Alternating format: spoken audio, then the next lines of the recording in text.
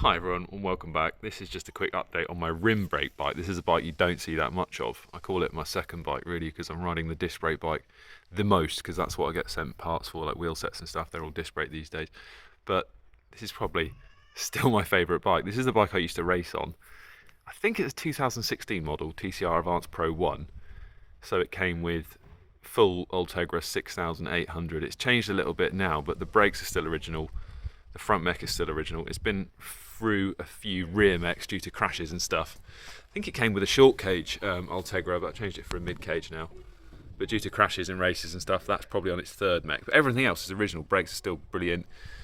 Shifters have gone a bit rusty up inside there. They all do that. The chrome plating goes a bit rusty.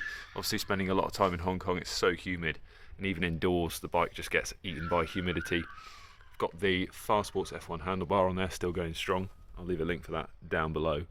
But yeah, I've tested that. I've been riding it loads. I've seen a couple of winters now. And yeah, really, really stiff actually. And I've found a lot of carbon bars quite flexible, but that's really stiff. Fabric Elite saddle, my go-to saddle. I just love those. Got them on all my bikes. And yeah, just find this bike really, really light, stiff, and also very comfortable because it's got a super skinny seat post and it is quite soft. And the tyre clearance isn't too bad actually. These are really, really skinny tyres because of the rims. These are actually Vittoria open pavés, and they are in 27mm.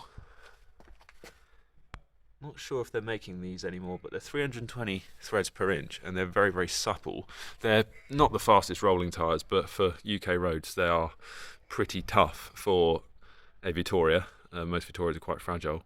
And back in their day, at 27, that was a chunky tyre. But now, we put them up against a 30 or a 28 Conti, they look really skinny, and they are skinny, particularly on this front wheel. I think this front wheel has an internal rim width of 15mm. So this front wheel is, I'm not quite sure of the age, but it's older than 15 years old. Ridiculous, isn't it? So this front wheel came on my first ever road bike, which I bought second-hand on eBay. Probably about, let's think, 15 years ago now. So they're older than 15 years. They're still on the original bearings. They've seen 10 winters, I would say, of riding. And yeah, still super smooth. No spokes are popped. And yeah, super skinny, super light front wheel, over 15 years old. And then the rear wheel is a cheapo DT Swiss R24 that I think I bought for about 110 quid about 10 years ago. Still on its original bearings. Not the lightest, but yeah, fine in crosswinds, fine in winter. And it's just a great dirt-all bike. And with an up-and-coming Alps trip coming up, I thought this is actually probably the ideal bike. Put a bigger cassette on it, sure. Put a 32 or a 34 on it. It's got a non-series 5034 compact crank that I got cheap for another build. That was actually on the monocoque frame build, which I've still got. That was the bike I took around the Alps last time and took to Italy. And I've got the Segei power meter on that at the moment, but this is just a lightweight, simple bike. The only time I wouldn't enjoy it in the Alps is for the wet braking. If it rained, I don't think the wet braking would be as good as discs, but for everything else, it'd be absolutely fine. It's just so simple. And the RRP on this bike, when I got it, I think was 2,200 quid with full Ultegra 6800 and Giant's carbon wheels, which I've still got, and they're still going strong. So carbon wheels, full Ultegra, 2,200 quid, brand new, for a seriously lightweight bike. I think it weighs 7.2 in an XL frame size out the box. Can you get that value these days? Absolutely not. And that's why it's still probably my favourite bike. There's one thing I will just mention. The yellow, I hate the yellow, and it has faded a bit with age. It used to be super neon, and it is, the camera's actually not actually picking up properly. But the fork used to be yellow, and I painted it black.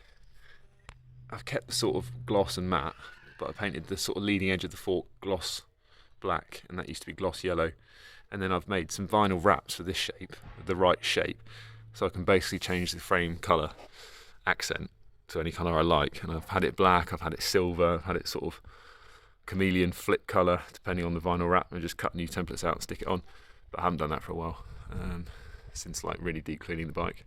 But yeah, this is a 2016 Advance Pro 1, probably the pinnacle of bike value and performance, I would say. And just a great dirt bike. But can I take it to the Alps? Unfortunately, not this time because I'm still doing wheel testing and product testing of my own disc brakes and stuff. So I'm going to be taking the disc brakes, unfortunately. Sorry about the background noise. Those are my children.